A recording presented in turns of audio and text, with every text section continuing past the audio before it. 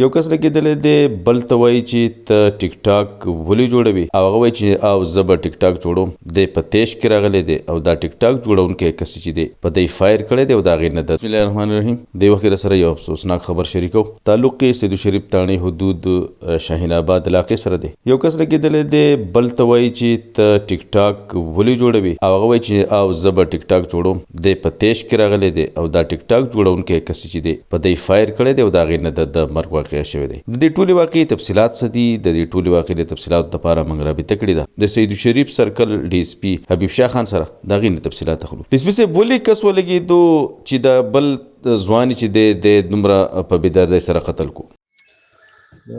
السلام علیکم سلیم اختر صاحب، ډېره مننه ستاسو. جی بالکل دا قاتل چې دی دا د ده نوم کامران الدین دی، ولې د اعتبارګل سکنشنکړه په فیض آباد دی جی. او دا مقتول چې دا ابوبکر ولد ایاز ساکنی شاهی باغ خونه چم سیدو شریف سوات دی.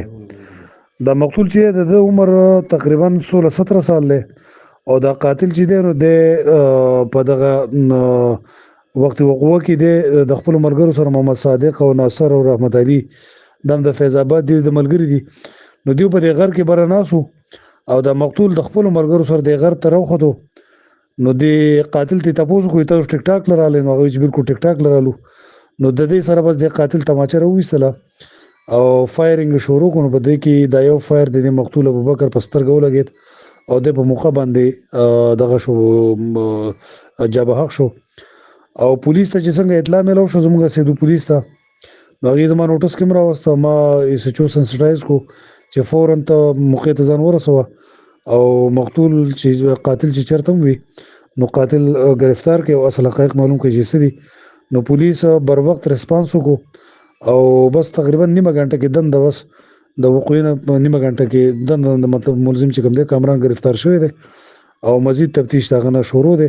خو د دې موډ یو داسې نشته، دا وختي تکرار دی. وختي دغه د ټیک ټاک مک ټاک والا په سلسله کې خبرې دي شوې دي او د فایر کړی دی. بس هغې نه د مقتول چې کوم دی لګېدل دی نو دا قتل کړی شوی دی. نور د دې بیهایند داسې موټ یو نشته دی جی. دا وختي خبره ده په دې غر کې دي په منځ کې راغلې ده. ډېره مننه جی. السلام علیکم.